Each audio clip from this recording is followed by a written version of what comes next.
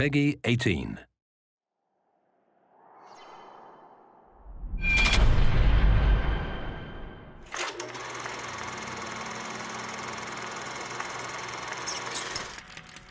Well, Skylines were built in Colombia as a transportation system. Originally, when you have this vertical city, you need some way to get product from one place to another.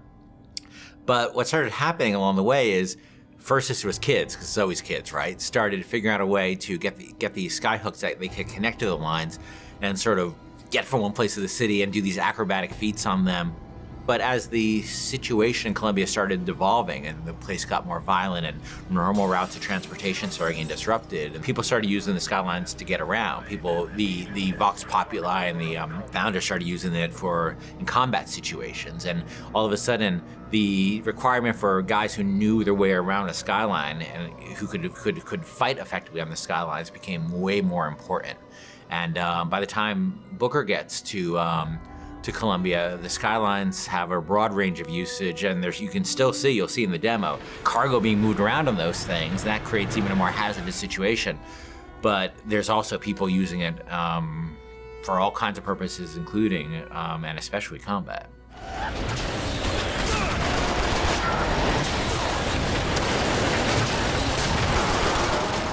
One of my big frustrations in working on Bioshock 1 is we had the ocean, but it was really just a piece of art. We never really dealt with, what it was like to fight at the bottom of the ocean in any meaningful way.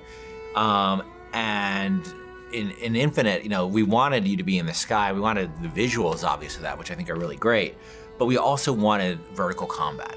And we played around with lots of ideas for using flight and stuff like that for a while. But in the end of the day, to me, the experience of being on a plane versus the experience of being on a roller coaster is a very different experience. For me, it's always been about wooden roller coasters. I've never been as much a fan of the steel ones. And that sort of clackety-clack feeling of, that going up to the top of a hill and then going over, and that amazing feeling you have. And I really want to put that in a game. I really want to get that feeling in a game. And then, of course, being a video game, I want to enhance that with combat. I want to be on one of those old wooden roller coasters that's stacked upon another wooden roller coaster in this city, and jumping from one to the other with weapons, with people shooting at me. I just wanted to get that feeling. And this isn't a monorail. This isn't a people mover. This is something that is incredibly vertical. It's incredibly open-ended.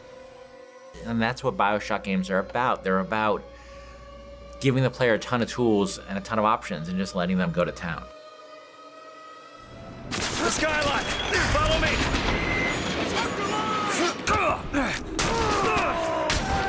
To tell you the truth, it took a long time to get it right, but I think we're really at the stage now where it feels just great, and it looks awesome, and it feels awesome, and it's one of our biggest challenges on Infinite, and I think we're really getting there.